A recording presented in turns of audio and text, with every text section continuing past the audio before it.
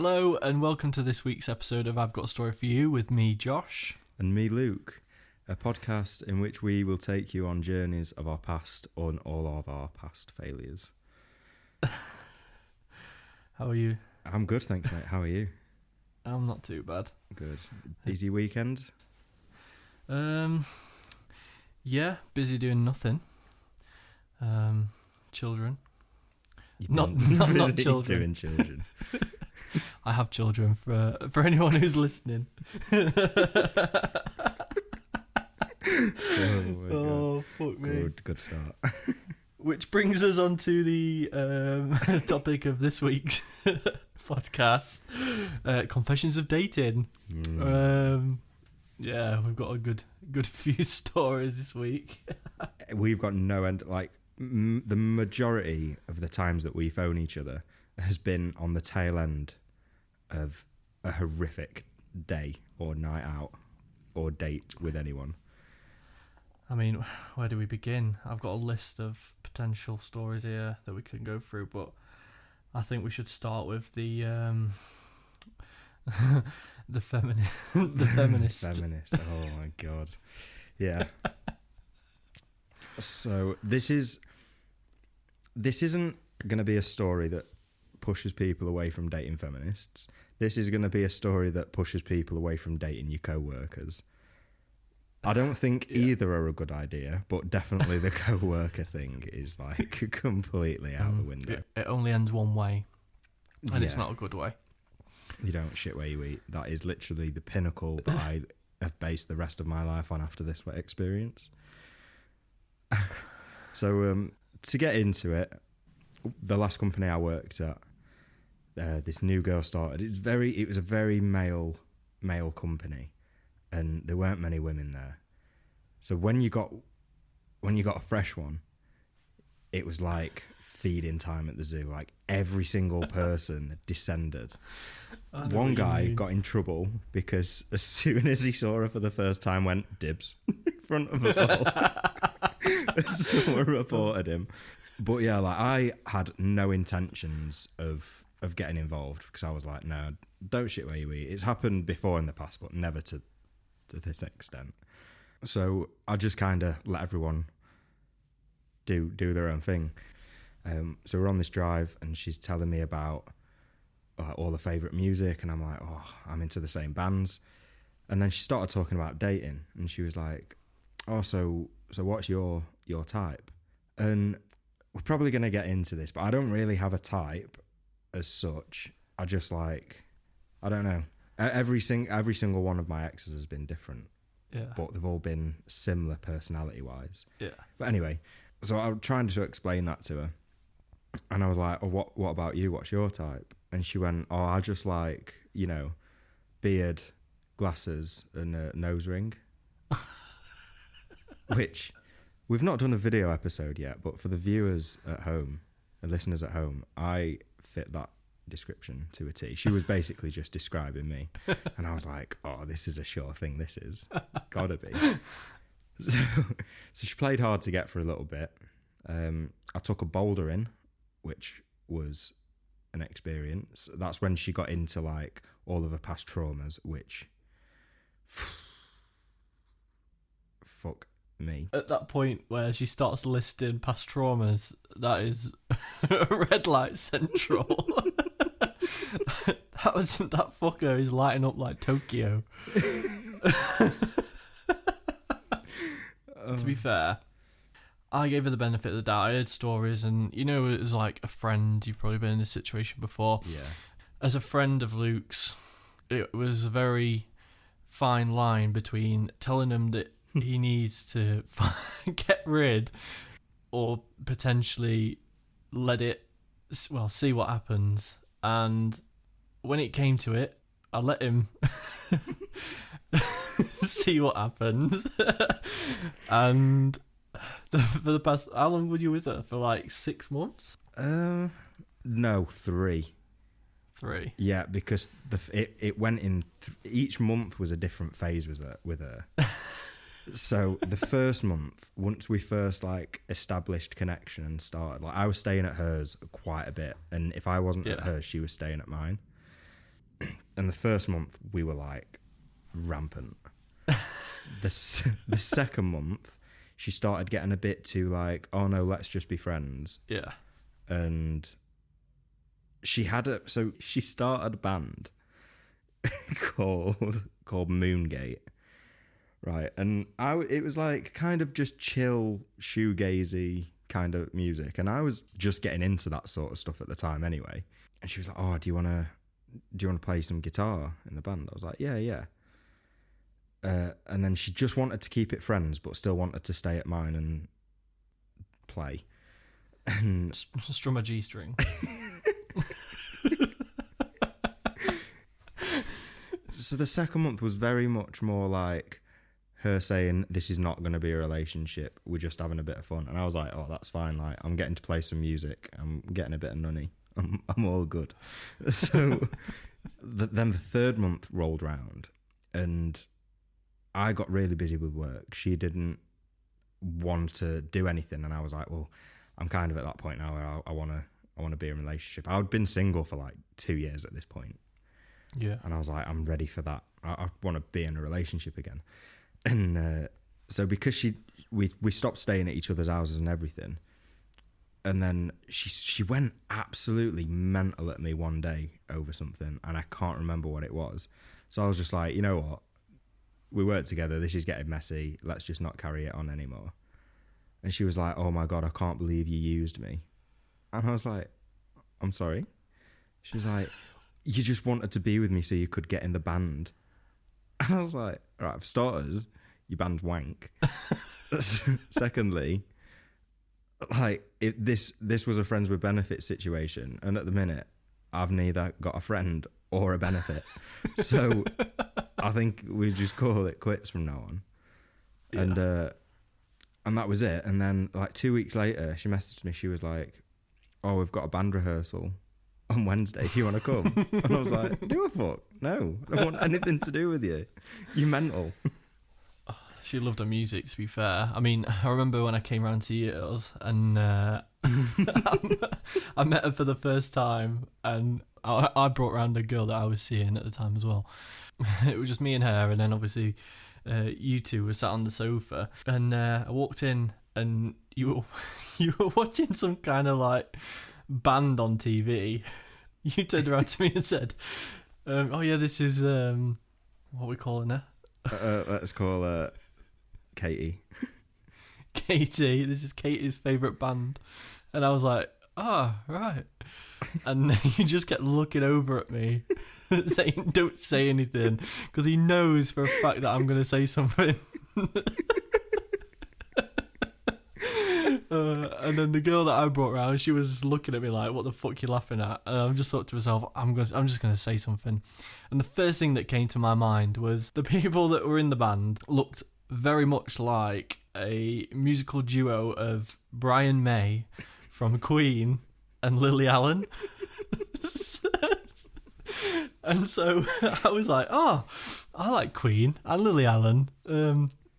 What's the band called? And she looked at me like the biggest pile of shit. And then she went upstairs. And I was like, did she actually just get triggered by that? And that's when we knew, like, that was it. That was the downfall. She didn't come down for the rest of the night. So like you and your female friend left. And I went up to her, I was like, you alright? She was like, I don't like your friend. Like, why don't you like Josh? He's sick. And she went, no, why do you have to make fun of my favourite band like that? I was like, you're 26, love. Grow up. Oh man, she was a fucking riddle. Riddled with something else. Autism.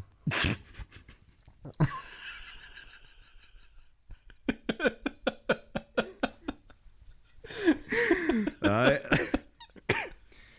I'm calling time of death on this now. Oh, fuck. Oh my God. It's not just me that has had bad mishaps. You've also had your fair share of dating co-workers? I have. Actually, I've had two. Both whilst I was working at Sainsbury's. Now, Sainsbury's was a shit show for me. It was one of the worst companies to work for. They don't look after you at all. And you don't eat well for less. I don't know if that's their slogan, but we're going with that one today. But and there's one girl. She joined Sainsbury's in like COVID time, and obviously the friend that I was working with, I said, "Oh, who's she? Who's she?" Like, and she just turned around to me and said, "Back off. She's married." So I was like, "Married?" So I was like, "Oh, right, okay, never mind." And then didn't think anything else of it. Yeah. Obviously, you don't tread on other people's toes, do you, Luke? No, I don't know why you said Luke in that tone. Well, I've never done that. I just need reassurance. Okay, no. But just because a goal's got a goalkeeper don't mean you can't score, is all I'm saying. That's true. Which brings me on to the next part of the story. So, I find out that she's having a bit of a hard time. She's just broke up with said husband. Divorced. Well, no, actually. Turns out she was getting married and then she cut quits. She cut quits? She called it quits before they decided to walk down the aisle. Damn. Yeah, so this was a perfect opportunity for rebound territory. Now, people are going to be listening to this, i.e. my long-term girlfriend, but she was a worldie, I will say that. And she's upstairs as I'm recording this, so I will keep my voice down a little bit. Mate, she's going to hear it when you play it her and say, "Oh, listen to mine and Luke's second episode." Just don't listen to 21 minutes and 30 seconds in. Skip to the end. So yeah, she was very attractive. I will give her that. And I thought, you know what? I don't mind being a rebound. I'm gonna go for it. So we went on a few dates. Mm-hmm. She was very monotonal. Like, they couldn't really read her, which I found a lot of women are when you're dating. Yeah. But this one was very monotonal. But all I could think about was a bottom. And trying to at least touch it. I sound like such a virgin.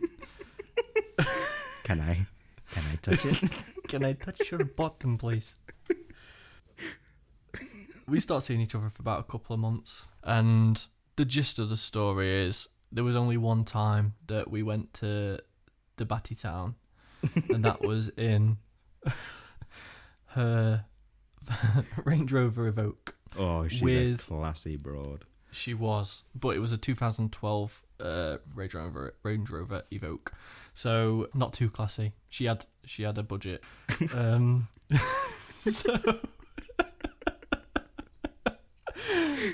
So yeah, we parked up and we had like a little date in the back of a car. We watched movies, had some popcorn, some candy nibbles. And then what I'm trying to get at is this was a really terrible idea because one, I worked with her.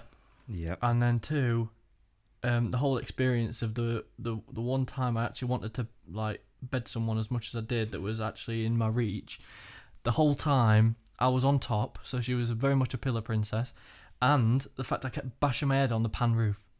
Now that that alone ruined the whole experience for me because every thrust you just did a on the fucking oh, my head was a percussion instrument, put it that way. And so yeah, it just ruined. Like, it's not even the fact that I worked with her. It's just the fact that it was just ruined for me, to be honest with you, from a pan roof. Yeah, yeah, but you got to bed a 10, so you win. Yeah. Not that you're not bedding one now. I mean, woof, but no. So my baby mummy is a 10. You've had more 10s than me. Yeah. But I think it's the reason I sometimes have in the past shat where I eat my meal is because I fucking hate dating apps. They do my sconing, and I want to meet someone naturally, but I never go out and do anything. And like, I don't know, it's just it just is what it is. So that's where most of my dating fails have come from, dating apps. And then even when I try and meet someone in the real world, that always goes tits up as well. So maybe I'm just not meant to be with anyone. It's hard, isn't it? Well, we could put you up for adoption.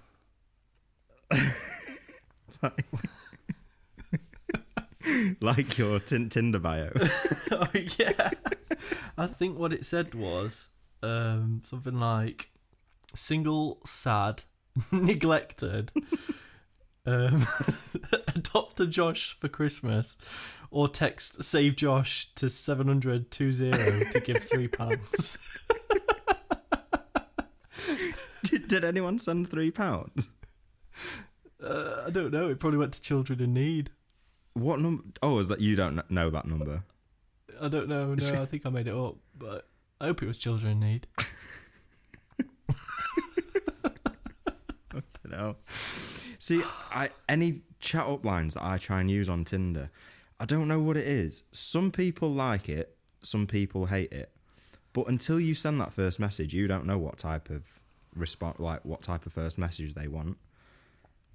So I always try and be a bit funny with it and just be a bit blunt and to the point and be like, this is me, we'll try and make you laugh. So my go-to was always that rhyme, you know, roses are red, violets are blue. I've got a knife, get in my van.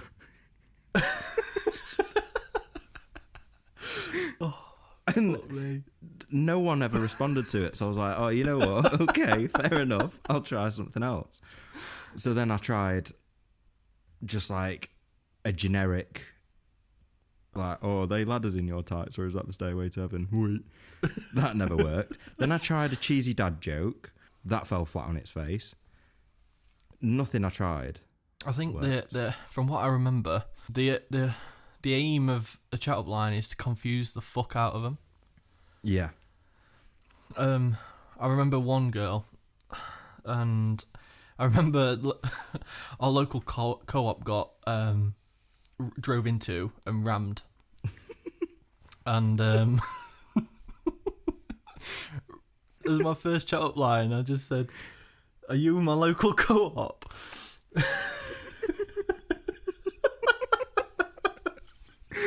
Oh no.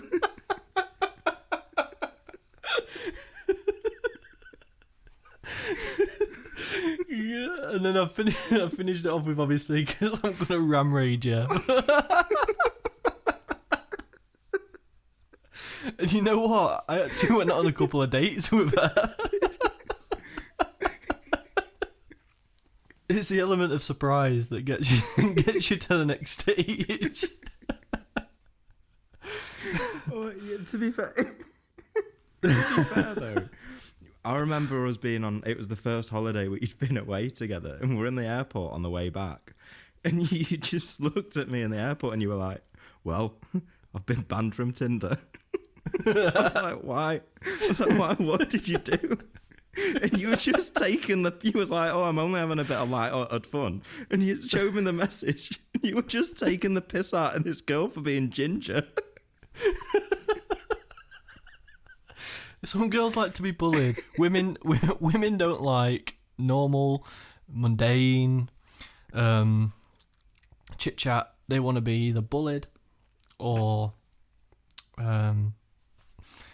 just shocked. And yeah. don't send them a picture of your penis, because that is an instant dismiss. Unless they ask for it. Yeah. There was, I've got a story about that. So I went to Turkey on my own for a week because I was like, I'm fed up of being single. I just want to get away, like shut off for a week. But I was talking to someone from back in Chesterfield who I will talk about properly in another episode that we have, that will be called dogging. So we were talking for a bit. We had met up a couple of times before I went. Anyway, I'm out there and we're in the hotel. I'm in the hotel room and she starts sending me loads of pictures. So I was like, yeah, I'm a giver, so I'll send some back.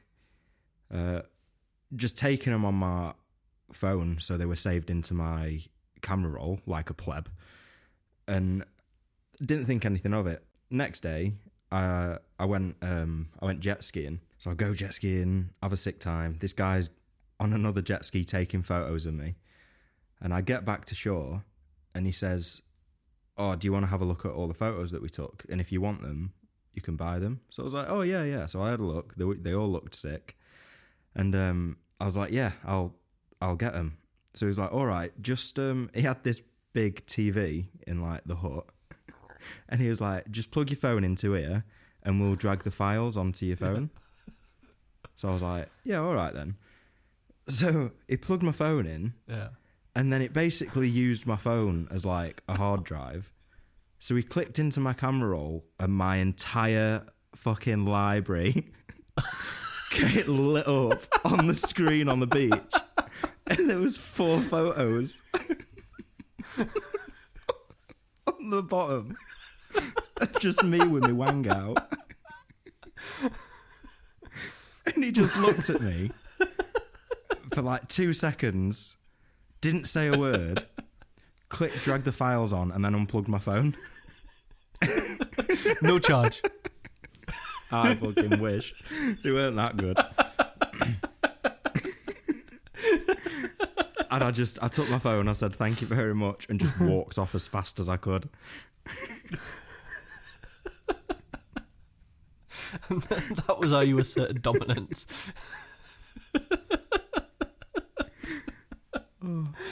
Oh, I'd have died, mate, honestly. I should have asked him because they had a printer there. I was like, "Oh, while you're at it, can you print this one off, please? I want to frame it for me dad."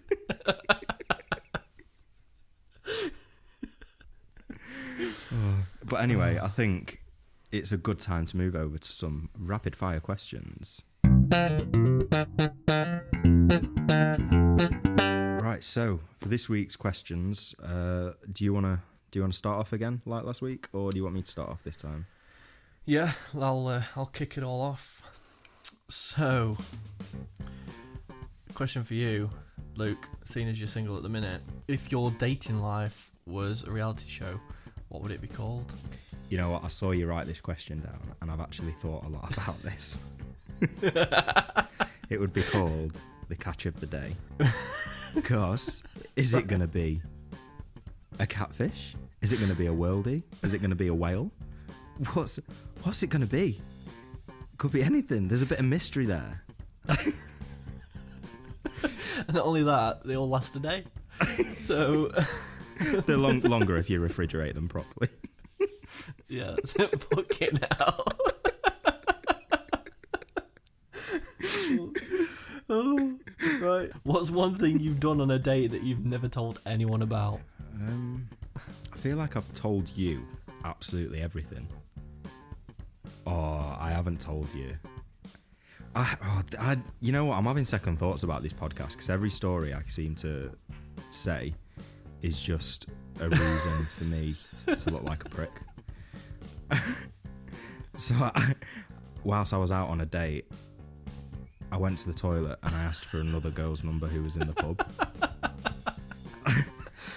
Yeah. Because the date wasn't going very well, and there was another girl there, and she was looking my way, and I was like, "Oh, she's nice, she is." But she could see that I was with someone, so that's kind of a bit of a dick move on her part. I'm not all to blame here. And she kind of walked into the back of the bar, so I went that way because that's the way the toilets were. She was just at the other side of the bar ordering a drink, so I went to the toilet, and as I came back, I was just like, "Can I have your number?" She was like, "Yeah, all right then." But then we never spoke after that. Never followed it through. But I've never told. I don't even think I've told you that before because I felt like scum afterwards. Okie doke. Right. Right. Have you ever received a nude that you instantly regretted asking for? Yes. It's pretty closed answer that. We don't really want to describe it. No, I'm not going to describe it, but it just goes back to the whole catfishing thing again. Like, not to be derogatory or anything, but, like, you know, you could put lipstick on a pig, but it's still a pig. You know what I mean? Oh, And that's not my saying. for fuck's sake. Right, so my first question to you. If you could create your own dating app, what features and preference selections would you have on there? So I think we've spoken about this before, like when we were having our mid-dating crisis. Basically, it would be like a backwards Bumble, where the men are sort of in control rather than the women. Now, before you start turning your nose up at that,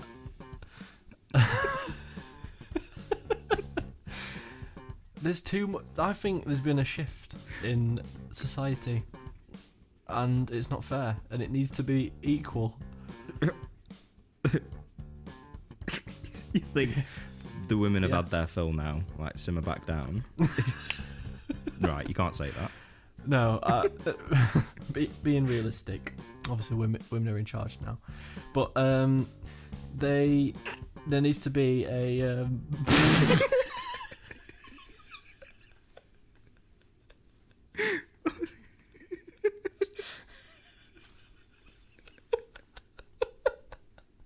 It's funny because they're not. We got to cut this out. I don't know. So, to answer your question, basically, we need to have some features where you can't just ghost people for like instantaneously. You would actually talk to them. So to get to know people, because I think that's half the problem. The people are quick to make decisions, and they don't hear you out. So I think that'd be a good feature. Yeah, that's definitely the problem. Free will to stop talking to someone who's creeping you out. Let's take that away. So all them girls online have to sit through like 40-year-old men telling them how much they want to send them money. Let's take their choice away from them, because quite frankly they've had enough choice, and there might be a nice 40-year-old man, and just take the money. You know, you're only winning from the situation. You know what? Bumble. Just do Bumble again. We'll just make that one. That's a good app. Yeah, Bumble but better. Bumble but better. Right, my second question is, would you rather date the daughter of a UFC fighter or the mother of a roadman? Is the UFC fighter also a woman? That's shame on me. I didn't even think about that. I was thinking the dad. Parents, UFC fighter parents. Alright, okay. Now, if anyone's seen Maths, like last year's Maths, all I can picture is someone's mum and dad, I can't remember what they're called, but they look like UFC fighters, and both of them look like men. Like the mum and dad. So all I think about whenever I think like pick a partner is the very simple saying of look at what the mum looks like, and if they look like a UFC fighter, then I'm not going down there. Because I don't want a muscular woman. Why? With bigger hench arms than what I have. Well, that wouldn't be hard though, to be fair. You're weak as fuck. You think about the mother of a roadman. Yeah. Like, what has she done in her past to make her son that way? So I suppose you've got two aspects there. You've either got the daughter of a UFC fighter, so you've got a glimpse of what the future looks like, or you go with the mother of a roadman and you look at what the past has made her do. I suppose the UFC fighter, they've got a different mindset of life, and so you'd have to go down that way because it's more positive than a stubby roadman. Yeah. And I hope she puts my head into the pillow as well. just on weekends. You're referring to pegging? Yeah. Right, okay. My third question for you. So, if the love of your life asked you to push 2 children off a seesaw so you could both have a go, would you do it? Yeah. Yeah. Okay. I worship the ground that Hannah steps on, and if she wants me to sacrifice children on seesaw, then I will do that. How would you do it? Would you push them off, or would you like full on Rey Mysterio, drop kick them off? I'd be tactical, so I'd tell them, one of them on one side, the mum and dad shouting them, so I can have that one, and then when I get on it, fucking proper rattle the seesaw until they fall off, and concuss the other one. I'll tell you what you could do. Do you know if one of them gets off? Yeah. You could just like jump on it. The kid on the other side going miles.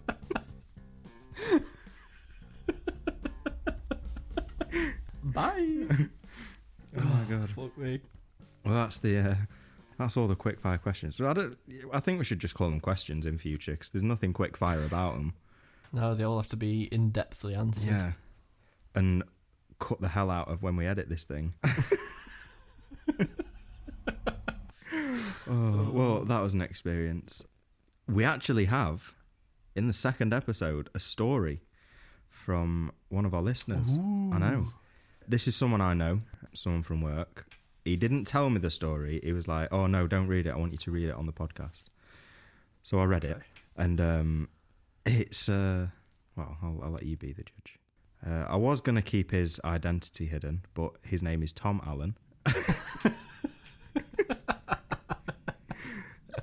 Hi, Tom. And he's a colleague of mine. Right.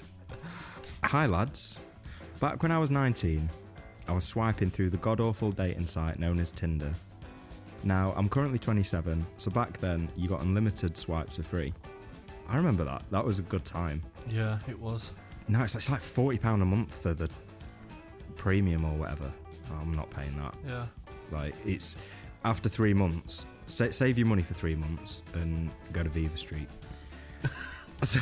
So after hours and hours and hours of swiping, I matched with the absolutely gorgeous woman. Let's call her Jane. Jane was also 19, about 5'9", with long brunette hair. We chatted for a week and got on fairly well, so we arranged to meet up for a drink. After quick deliberation, we arranged to meet at Moon Under the Water on Deansgate. If you don't know what that is the Spoons on Deansgate in Manchester. He says, I know, classy guy. I know, Tom. He's not a classy guy. The night approaches and I'm at the bar waiting for her to arrive. I get a tap on the shoulder and it's Jane. She looks even more stunning in person. The drink's flowing and a lot of laughs are shared throughout the night. Suddenly, she asks if I want to share a taxi back to hers. So inside, I was a little kid doing backflips with excitement, so I answered with a, sure. Right. He loves to paint a picture, this kid, honestly.